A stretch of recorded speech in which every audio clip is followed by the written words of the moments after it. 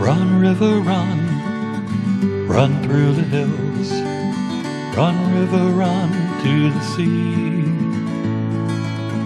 Run, river, run to your place beneath the sun. Run, river, run. Hi, this is Jan Lewis. Welcome to be my guest. Today we have from right here in Upton, our very own Recreation Director, Andrew St. George. Andrew, this is your second time with us. You came on board, was it the first time last year? It would have been two years ago, because it was right after I started, and it was before my first summer. Yeah. So I think we had a lot of ideas, a lot of visions for how I thought things were going to go. Sure. And for the most part, they've gone that way. There's obviously been, yeah, a long journey in the middle there.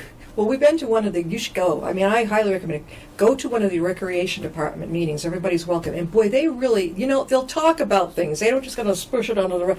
We talked about things out in the open, maybe something you see at the beach, something you see, anything maybe to do with the camp or in the clubhouse, anything. But Andrew is there for you. Andrew, tell us about he brought the big brochure about what's going to happen this summer. Look at this. Did you design this? I did. And that got mailed out to every address in Upton. Yeah. It's also available on our website in a digital version. Yeah. And I think on Friday it's going to go up on the Facebook page as a digital version on our Facebook page. Upton Rec UR magazine. Now this is a picture of people listening to one of the concerts. Yep. When did you take it last summer? I did, yeah. So every concert, I take some pictures. I usually go live on Facebook for about a minute or so right at the beginning, so people who forget about the concert have the ability to say, go, oh, it's going on. And, most people are a couple-minute drive. It's a 2-hour concert, so you can get down there. And you've got 6 concerts coming up, beginning July 10th, ending August 14th. Yep. Different kinds of music? Absolutely. Okay. In fact, 2 of these are new bands to us this year. They both actually feature local residents as at least members of the band. In fact, 3 of our bands have local residents as members. And then we have a couple of them are kind of like wedding bands, so they sort of do it all. Yep. We have a Beatles cover band that we had last year for the first time. Which one are they? Forever Fab. Forever Fab. They play a lot of shows around in various towns. It's kind of their bread and butter is town concerts. Yeah. But they are amazing. Yeah. I told one of my staff last year that if you closed your eyes and just listened, you wouldn't be able to tell whether you were listening to a live band or whether somebody put, a Beatles album on a good speaker system. Do they wear their hair like the Beatles? They don't. Okay. No, they do not. You were too young for the Beatles. That's my only complaint. But as a music lover, you're never too young for the Beatles. Yeah. I might not have lived through through their heyday, but the influence they've had on music obviously is tremendous. Oh, yeah. We also have the last concert of our season is my personal favorite, called Fast Times.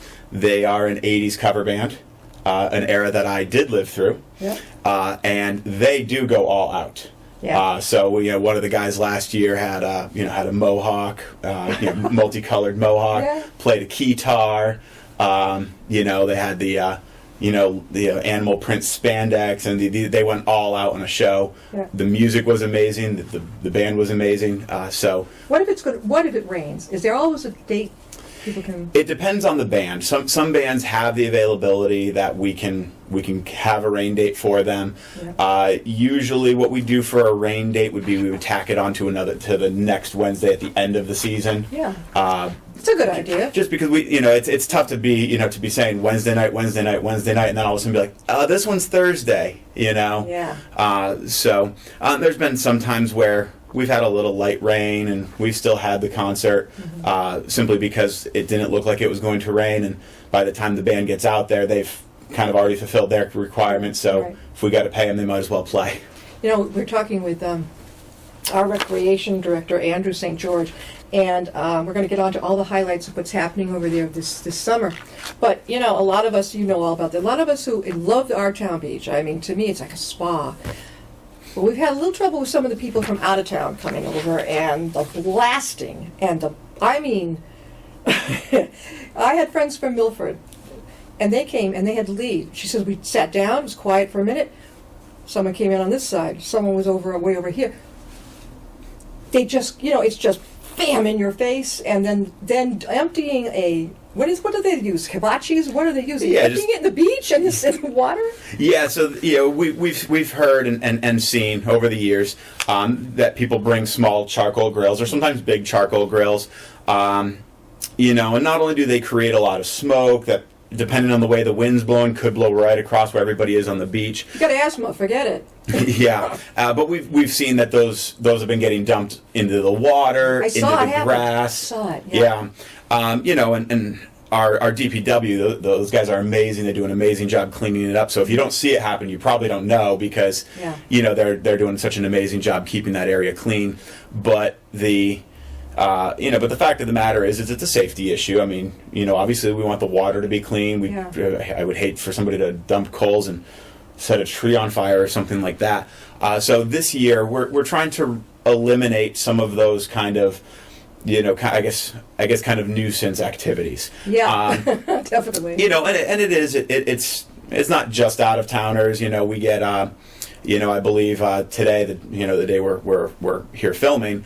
I think there's a group of high schoolers from the area that are down there, probably seniors, basically done with school. And they had music going, and we kind of let it go because nobody else is there right now. Yeah, weekdays are a little bit easy. Yeah. But those weekends, well, I can almost guarantee that. Yeah, so this year, one of the big changes we're having down at the beach is that we are not going to allow grilling. We don't think it's safe. We don't think it's necessary. People are still absolutely welcome to bring any kind of food that they want. Just no grilling, no cooking.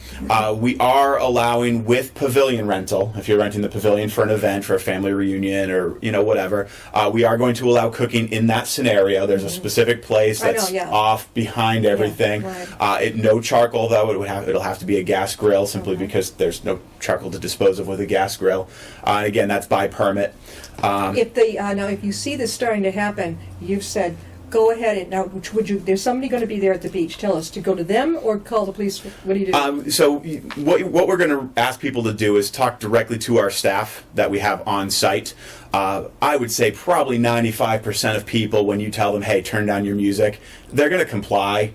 It's when it's a staff member telling them. Oh, okay. So look at the rest of us. Yeah, we don't need the police overburdened with having to go down. Most weekdays. When the beach is open, most weekdays I'm there personally, and I would be the one to handle that. Sure. I have my kids at play staff. I have directors that are in that program. But this year, one of the big changes we're doing is we are hiring a beach director. Yes. We're actually going to have 2 beach directors. They're going to share the responsibility, specifically because one of them is going to be on duty all weekend.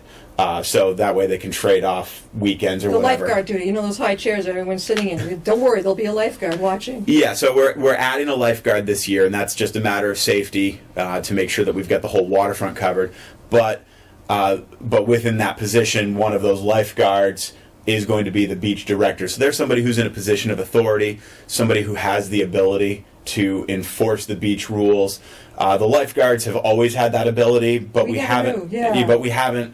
Realistically, we haven't had the appropriate staffing for one of those lifeguards to be able to safely leave their chair to go deal with that. Right. And this year, with the addition of that beach director, basically the beach director is a lifeguard about 90 to 93% of the time. Right. The rest of their time is really administrative. So that's scheduling lifeguards and doing safety drills, in-service trainings, that sort of a thing. I love it that they've got 2 lifeguards at our Upton Town Beach. I mean, we have a 6-year-old and a 7-year-old. I've been bringing them there since they were little.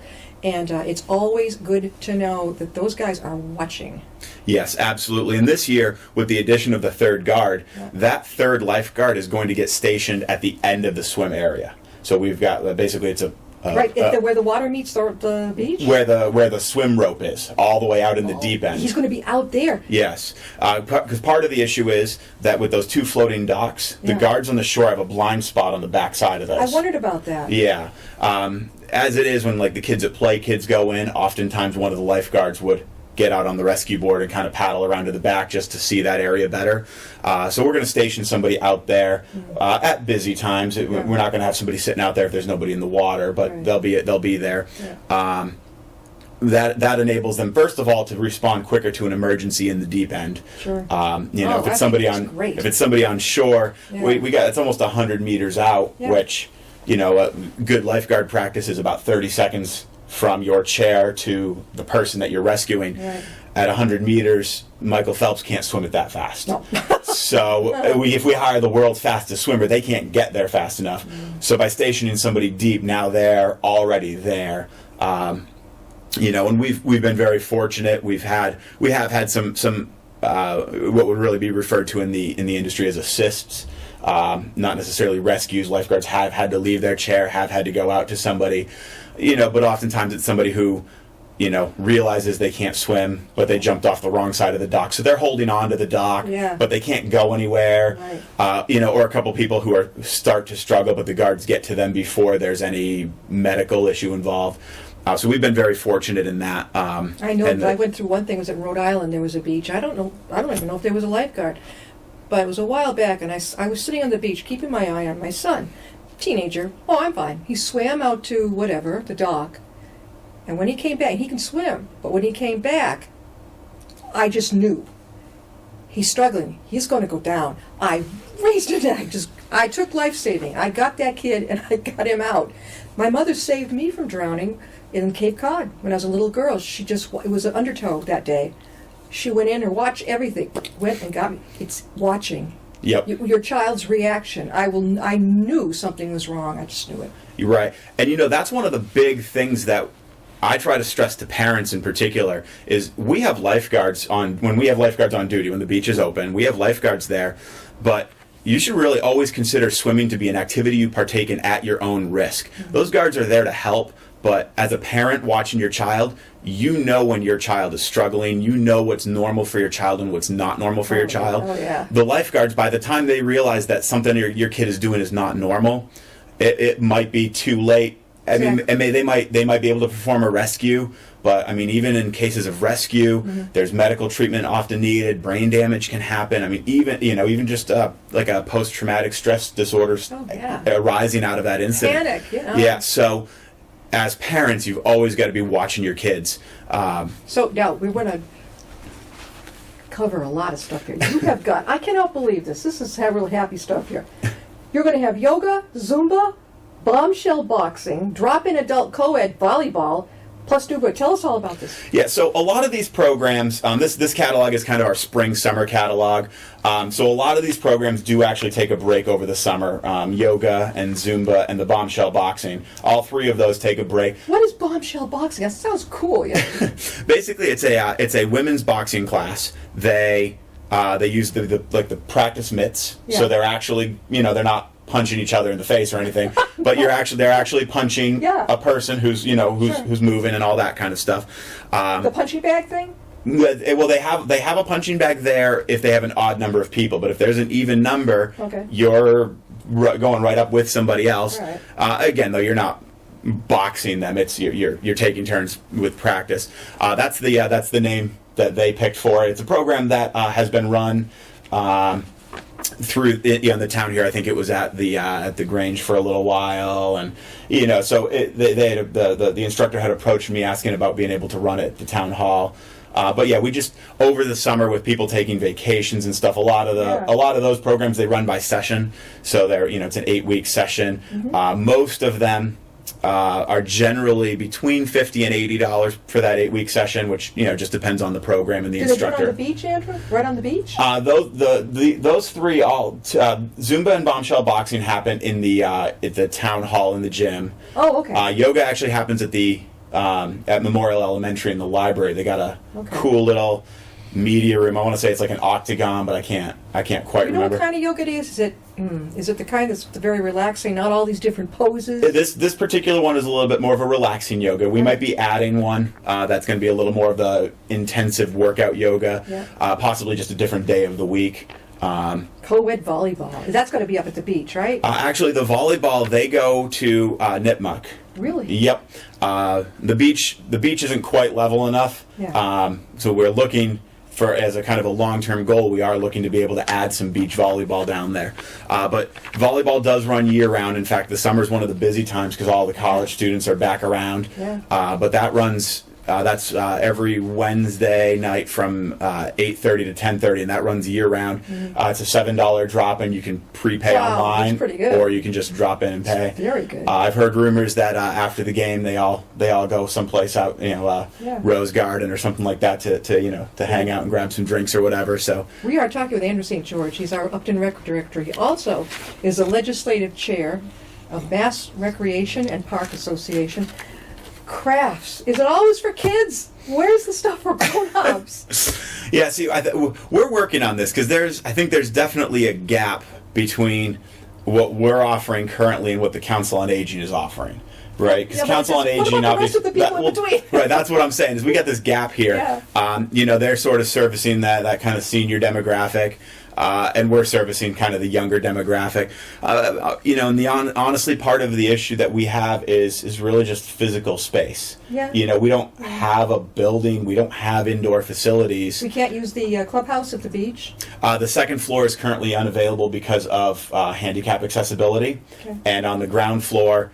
We have 2 bathrooms and an office. And summer camp goes in there too, right? Sometimes. Yeah, we don't use the second floor. If we have bad weather, we end up under the pavilion or under the overhang there. Yeah. If we know it's going to be bad weather, we'll get one of the schools. If it's going to be bad all day, we've in the past we've occasionally moved to one of the schools midday. Yeah. But I hate doing that because no matter how much you try, you're trying to contact 100 parents, hoping that parent tells the person who's picking them up, and invariably you're going to have people coming to get their kids, and their kids aren't there. And so I hate moving kids if we can avoid it. Andrew, how can people get a hold of you if they have questions? You can get me through email, astgeorge@uptonma.gov. If you go to our website, uptonrec.com, my phone number's on there. The Recreation Commission's email, which is recreation@uptonma.gov, that comes to me as well as the full commission. And my phone number, like I said, is right on our website as well. All right, field trips. This is for the kids. Can the parents go too?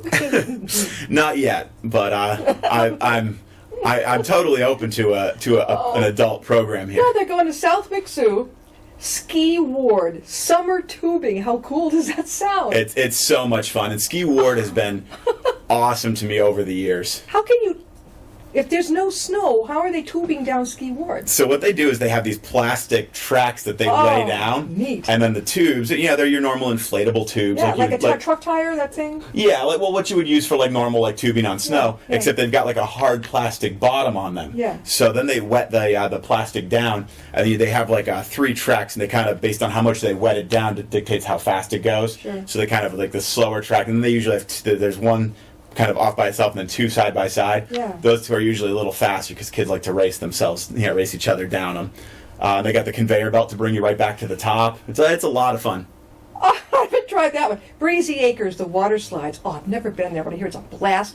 Worcester Bravehearts baseball game. 5 Wits, Foxborough, and Splitville Lanes. Bowling. Yeah, so 5 Wits. 5 Wits and Splitville they're side by side at Patriot Place there at Gillette, and 5 Wits is kind of your escape room, problem solving. There's 2 different adventures they've got that you can go through, and they got 4 different rooms. So as you solve whatever puzzle to get to the next room, as soon as you're out, they let the next group into the room behind you, and it kind of goes that way. They recommend that for ages 8 and up. But there's also a lot of kids who have gone to that a lot. So we work with Splitsville Lanes right next door. Where is that off of 140? It used to be one in Franklin. Yeah, Splitsville is a chain. Okay. So this particular one is right at Gillette Stadium. It's right there. Yeah. Let me ask a question, Andrew. Before I forget it, people will kill me if I don't ask you this. I noticed last summer it was okay. I know 2 or 3 summers ago, I went in with one of those noodles.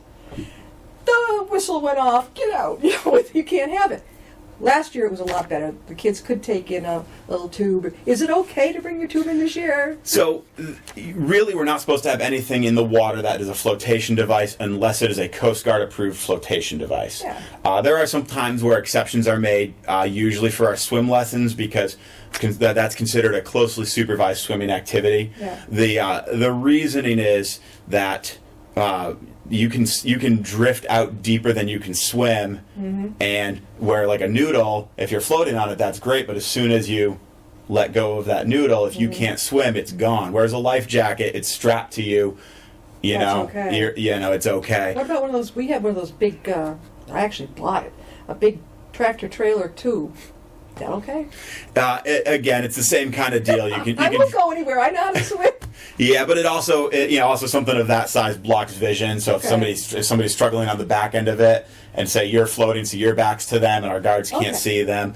Now But- balls. I know beach balls are okay, right? Yeah. Okay. Yeah, and basically the whole thing with flotation devices is that's not even our rule. That's really like a state kind of guideline for a bathing What beach. about the floaties for the kids on their arms? There are some floaties that are Coast Guard approved. They generally have the chest strap, Okay. and then they're connected to the arm portion. Right, they're more expensive than the dollar store ones. Right. Yeah, And again, the dollar store ones are notorious for popping. Oh, yeah, I and, tried that And with they're kids. and it's the same kind of a deal. If the kids get a little bit too deep in one of those pops, then you're in trouble. Also, the big difference between the life jackets and stuff like that is life jackets are very specifically designed to keep your face out of the water. Whereas those really aren't. You can be floating face down, and those will keep Yeah. your body above the water, but your Yeah. face is in. Thank goodness. So that's How about camp coming up? Now, what's that all about? that's For camp, I assume it's for adults. it's for adults ages 14 and under. Okay, I'll go. So the little versions of adults, I guess. But no, it's for kids going into kindergarten in the fall. So, which is great for a lot of kids. They don't have a lot of, maybe not have had a lot of activities. Maybe they've done preschool half days or something. But this is kind of a full day, kind of So gets yeah, them parents used are to working. that. It starts at 8, right? Yep. Be there as a parent or a grandparent. 5 p.m.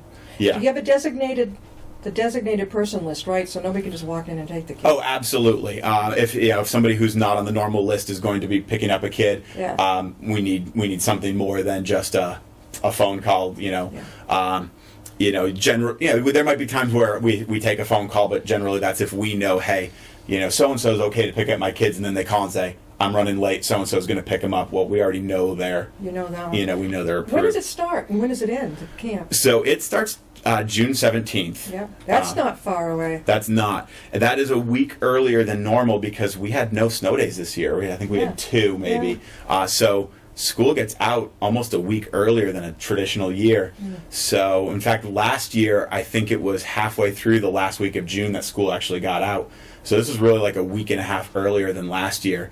You had a lot of kids. I can remember sitting on the beach watching all these kids in the camp. It's popular. It is, and you know what? We've extended how many kids we can take per day this year, and traditionally, going in, maybe a week in advance, we've been about 20% full, and we get a lot of last-minute sign-ups, and that's sort of been the culture for years in town here. Was just show up, bring your kid, you're fine. Is there a scholarship for the children's? They can go there. They can't afford. Their parents can't afford. Is there some kind of leeway? That's something that we constantly are talking about, and it is tough because we're running at a break-even point. Mm-hmm. So anywhere where we reduce pricing, that means we're losing money, and we're not tax subsidized for these types of programs. So if we're losing money, that means we just can't run programs. Having said that, we're willing to work with people if there's some special need. For the most part, what we've dealt with and what we've been able to do for a lot of people is just sort of change the structure of when we need the money and like what the deposits are. Normally we look for a 2-week deposit up front. So if you're signing up for all 11 weeks of program this year, you would pay 2 up front, and then you'd sort of pay as you go. But we have people who have talked to us and say they have no problem paying weekly, but 2 weeks at once they just can't quite swing. Exactly. So that's stuff that if people talk to me, I'm more than willing to try to work around around that. Yeah. Same thing with our daily rates. The system, the software that we use, it doesn't look for a deposit, it looks for a full payment. Right. So if you're only doing 3 days a week but you're doing it for 11 weeks, it's looking for all the money at once. Yeah. Same idea though. Several times now we've gone through and I've had somebody register for the days they need for 2 weeks worth of payment, and then I'll put the rest in on the back end for them, so they're registered, they've got their spot reserved. Some of our weeks now are actually just over 80% full, so hurry it up. How can they yeah. get hold of you again? How can they sign up? Just go to uptonrec.com. All the information for signing up is right there. All the contact information is right there as well. Who is this person now with you? The There's a picture right in the back of Andrew with who's that? Oh, so that's Barry de Blasio. He is the I'm probably going to screw up his job title. I think he's the community services coordinator or something at Plymouth. Basically, what he oversees in Plymouth, Mass, is the recreation. I believe the Council on Aging. I believe the DPW as well. Sort of those things that people in the town sort of see. That's kind of the customer service facing, type of things. But he's also the president of the Mass Rec and Park Association. So the picture in the magazine there was also in the Town Crier. And that is me from this year. Good picture. It is. I received the Mass Rec and Park Association's New Professional of the Year award. Congratulations. Now, before we close, Americans with Disabilities Act. What if you have a child in a wheelchair or something? And can they go to camp? They're absolutely welcome to come and check it out and see. The facility. Almost all the activities happen on a natural terrain. And as anybody who's been down to the beach knows, the facility was built in the 70s. We're taking the steps we can, but to get up to the bathroom's pretty. I mean, they do have it. It's a ramp. I mean, you can do it. It's a ramp. It's not. It's not a. It's not perfect, but it's a ramp. It's a 70s ramp. It doesn't meet modern standards. And we're actively. We actually have a contract in place now for new design work to be done to make a new ramp down there. So if any parents have a kid who has any sort of mobility impairment or any other disability, really, I would encourage you to get in touch with me. We can go down to the facility. They can kind of see what the facility is. It's exactly the process I went through. Prior to coming here, I ran a camp for children with special needs, and very frequently we would have somebody say, oh, here's my son's situation or whatever, and almost always I would say, come on down for a day. Come down with them. Let's kind of go through a day, or let's go through the facility, and and as a parent, I let them tell me if it's appropriate for their kids. It's a long day. I don't know, as an adult, I could hang in there from 8 to 5. I have to say, you're going to have to give me a few breaks. That's a long time. Yeah. But, if it's just for a situation like that where it's just a kid checking it out, show up. We'll go through all the places we normally go. What I want to avoid is a parent sending a child there only to have them say, I don't want to do arts and crafts at the pavilion. I want to go play this game that everybody's playing and have that game be up at the soccer field or something like that So I'd want the parents to kind of make the decision about whether it's appropriate for them. And all right, now before we close, you can sign up, you can register on Facebook and... Yeah, so if you go to our Facebook page, which is facebook.com/UptonRec, we put all the information right there. But then our website, uptonrec.com. If you go to the town's website and go to recreation, it will redirect you to uptonrec.com. So really, that's kind of uptonrec.com is kind of the center of everything. All the registration's there, the information's there, contact information's there. So anything you need, it's right there. So just about everybody should have gotten this in the mail. Right? He designed it himself. And you got a summer of fun coming up over at our beach. And I thank you so much, on the part of a lot of people, for helping to calm the chaos that does happen to come in there, because people want to leave, and that's a nice beach. Oh yeah, it's a wonderful beach. Want to keep it that way. Yep. Thank you. Oh, and also, if people want to get their sticker, do they go to the town hall? Yeah. So you can get your parking sticker at the town hall. We do have them available at the gatehouse at the beach now. I don't know when this will actually be viewed, but when the beach opens up, which should be June 15th, the gatehouse will be able to sell stickers. At the town hall, it's cash or check.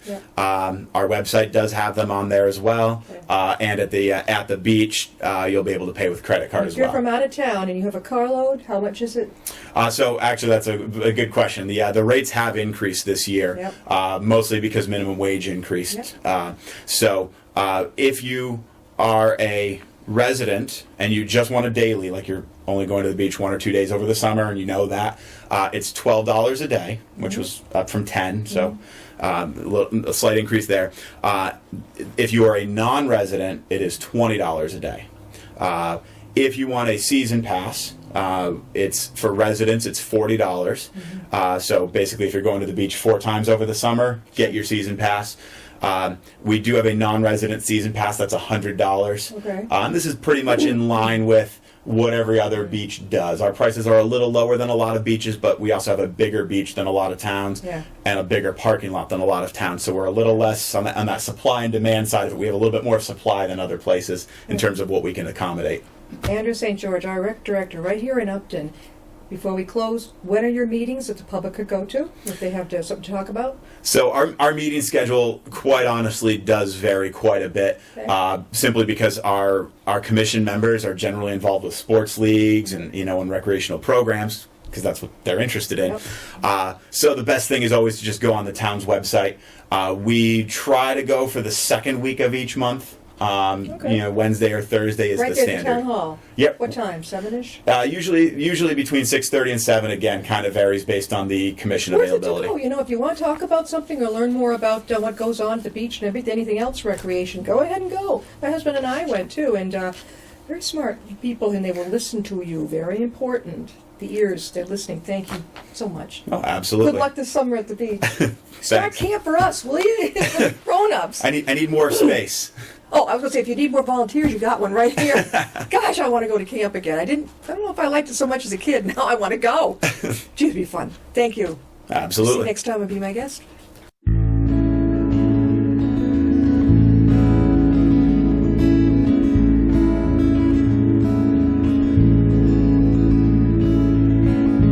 Riding on a shooting star,